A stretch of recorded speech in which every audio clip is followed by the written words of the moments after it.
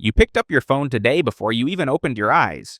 Maybe you told yourself it was just to check the time, but then you checked something else, and then something else after that.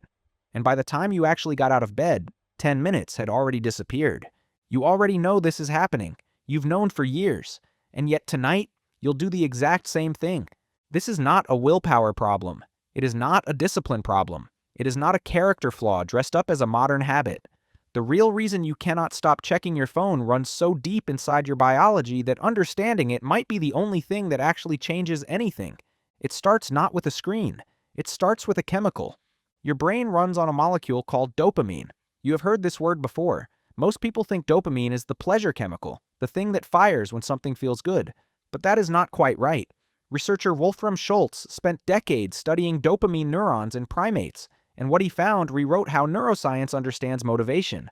Dopamine does not fire when you receive a reward. It fires when you anticipate one. It is the chemical of wanting, not having. It is the engine of seeking. And your phone is an almost perfect seeking machine. Think about what happens the moment before you unlock your screen. You do not know what is there. Maybe nothing. Maybe a message from someone you care about. Maybe news that changes something. Maybe just a notification you will swipe away in half a second. You genuinely do not know. And that uncertainty, that tiny window of not yet knowing, is exactly when your dopamine system activates. Not after. Before. This is the same mechanism that kept your ancestors alive. For almost all of human history, the environment was unpredictable. Food was not guaranteed. Threats could appear without warning. The humans who survived were not the ones who felt satisfied. They were the ones who could not stop looking, who kept scanning the horizon, who felt a restless pull toward the next piece of information. Complacency killed. Seeking kept you alive. That drive is still inside you. It never left. It just has a new target.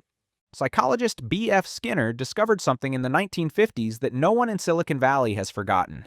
He was working with pigeons. He placed them in boxes and trained them to press a lever for food. When the lever delivered food every single time, the pigeons pressed it, ate, and stopped. Predictable reward created predictable behavior. But when Skinner changed the schedule, when the lever only sometimes produced food, with no pattern, no logic, no way to anticipate when the pellet would appear, the pigeons became obsessed. They pressed the lever constantly. They could not stop. They pressed it even when no food ever came. This is called a variable ratio reinforcement schedule. It is the most powerful behavior conditioning mechanism ever discovered, and it is the exact architecture of your social media feed, your inbox, your notifications, your messages. Sometimes there is something meaningful. Sometimes there is nothing. You never know which it will be until you check. So you keep checking. The designers knew. This is not accidental. Asa Raskin, the inventor of the Infinite Scroll, said in an interview that he never intended for it to be used this way. He compared the mechanic to slot machines. You pull down to refresh the way a gambler pulls a lever. The motion is nearly identical. The neurological effect is nearly identical. Raskin later said he has spent years trying to undo the damage of that single design decision. But the damage is not just about a feed or a scroll mechanic. It goes deeper than that. Your brain has two systems that are constantly competing. The first is your prefrontal cortex, the part responsible for long-term thinking, consequence weighing, the ability to say this does not matter right now. The second is your limbic system, the ancient emotional core of the brain, reactive, fast, built for immediate threats and immediate rewards. Your phone activates the limbic system. Every ping, every red notification bubble, every unread count sitting there in bold. These are signals your ancient brain reads as relevant to your survival. Something changed in the environment. You need to know what it is. Your prefrontal cortex knows it can wait. Your limbic system does not care. Neuroscientist Judson Brewer, who studies craving and addiction at Brown University, describes this as the default mode network gone wrong. Your brain's baseline state, the thing it does when nothing else demands attention, is a kind of restless scanning. In the ancient world, that scanning meant looking for food, watching for predators, monitoring the social dynamics of your group. Today, with no predators to watch for and food or refrigerator away, that scanning lands on your phone. The device becomes the environment your brain treats as the one worth monitoring, and your social environment, the one your ancestors could not afford to ignore, is now entirely on that screen. Here is something that very few people say out loud. The reason checking your phone for messages feels so urgent is not because you are addicted to screens. It is because you are a social animal running social software that is hundreds of thousands of years old. For your entire evolutionary history, being liked, being noticed, being included in the group was not vanity. It was survival. Exclusion from the tribe meant death. The brain that did not care about social feedback did not pass on its genes. So your brain cares, deeply and automatically, in a way that bypasses your intentions entirely. A like on a post is not really a like. It is a social signal. Your brain reads it the same way it would have read a nod from someone important in your ancestral village. A message reply is not really a message. It is confirmation that you are seen, that you exist to someone else, that you are still part of the group.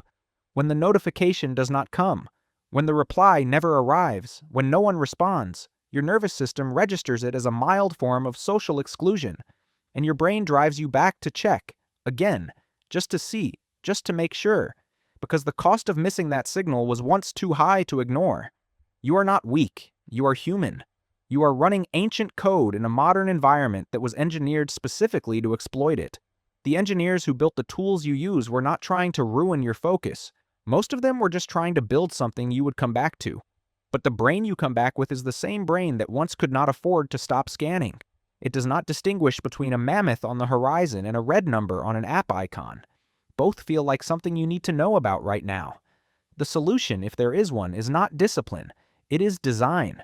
Researchers at the Oxford Internet Institute have found that what predicts unhealthy phone use is not the amount of time spent, but whether the use is intentional or automatic. The difference between picking up your phone because you decided to and picking it up because something in your environment triggered the seeking loop before you had any say in the matter. One is a choice, the other is a reflex, and a reflex can be interrupted, not by willpower alone, but by changing the environment that triggers it, turning off the variable reward signals, removing the cues, making the loop harder to enter automatically. Not because you are trying to fight your biology, but because you understand it well enough to stop letting it be used against you. Tonight, when you reach for your phone before you have even decided to, you will know what is happening. Not a failure of character, not a weakness unique to you, a brain doing exactly what it was built to do. Seeking, scanning, checking one more time, whether the world has changed. The world has not changed, but now at least you know why you keep asking.